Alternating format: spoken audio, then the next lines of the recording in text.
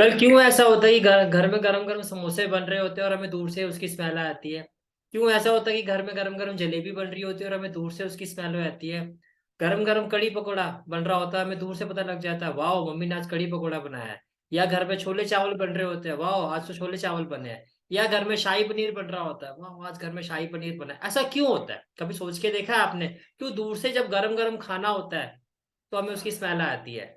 उसके पीछे जो मेन रीजन होता है वो होता है डिफ्यूजन। तो फर्स्ट ऑफ ऑल आप ये समझोगे डिफ्यूजन होता क्या है। इंटरमिक्सिंग ऑफ पार्टिकल्स है। डिफ्यूजन का मतलब होता है इंटरमिक्सिंग ऑफ पार्टिकल। अगर इसको हम प्रॉपर वे में डिफाइन करें तो डिफ्यूजन को आप कैसे डिफाइन कर सकते हो? Diffusion mean the process of movement of a substance, चाहे वो सॉलिड है, लिक्विड है या गैस है, from the region of high concentration to the region of lower concentration so as to spread uniformly is called diffusion. अब diffusion को मैं कुछ इमेजेस से आपको एक्सप्लेन करता हूँ। जैसे कि देखो, आपने यहाँ पर इंक ड्रॉप्स डाली और धीरे धीरे धीरे करके ये जो इंक ड्रॉप है इस पूरे पानी में डिजोल्व हो गई, पूरे पानी का रंग ही इंक का हो गया।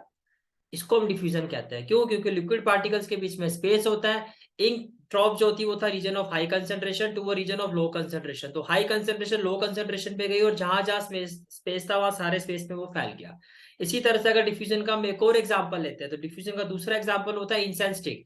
जैसे हम अगरबत्ती किसी भी रूम के कॉर्नर में जलाओ तो पूरे घर में इंसेंस स्टिक यानी कि अगरबत्ती की स्मेल आना शुरू हो जाती है। इसका रीजन भी क्या होता है डिफ्यूजन की? ये जो पार्टिकल्स होते हैं, ये आप देखते हो, ये जो पार्टिकल्स है ये एयर पार्टिकल्स में डिफ्यूज हो जाते हैं। और गैस में डिफ्यूजन बहुत स्पीड से होता है बिकॉज गैसियस पार्टिकल्स के बीच में जो स्पेस होता है बहुत ज्यादा होता है। इसी तरह से हम एक और एग्जांपल लेते हैं। जैसे आप परफ्यूम को स्प्रे करते हो तो एक सर ये हो गया, जो पार्टिकल्स होते हैं परफ्यूम से जो निकलते हैं वो होता है रीजन ऑफ हाई कंसेंट्रेशन। और एयर में जो हमारे आसपास जो ये हमारा पूरा रूम है उसमें जो है गैसियस पार्टिकल्स होते हैं। तो एयर में जैसे कि मैंने कहा डिफ्यूजन बहुत ज्यादा होता है बिकॉज गैसियस पार्टिकल्स के बीच में बहुत ज्यादा स्पेस होता है। तो बहुत ही जल्दी ये पार्टिकल जो होते हैं पूरे रूम में फैल जाते हैं। तो मेन रीजन जो होता है इसके पीछे वो क्या, डिफ्यूजन।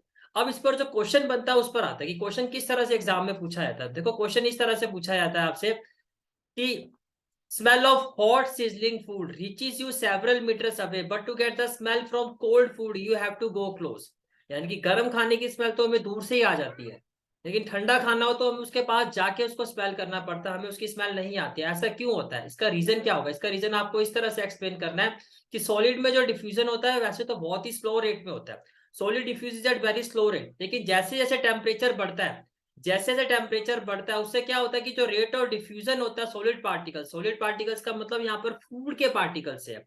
तो जो सॉलिड पार्टिकल्स है उनके अंदर रेट ऑफ डिफ्यूजन बढ़ जाता है, यानी कि जो उनकी इंटरमिक्सिंग होती है एयर पार्टिकल्स के साथ गैसियस पार्टिकल के साथ वो बहुत ही स्पीड से होना शुरू हो जाती है। और ऐसा इसलिए होता है बिकॉज जैसे जैसे टेम्परेचर रेज होता है, जैसे खाना गर्म होता है टेम्परेचर बढ़ता है, यानी कि उसकी हीट एनर्जी बढ़ती है।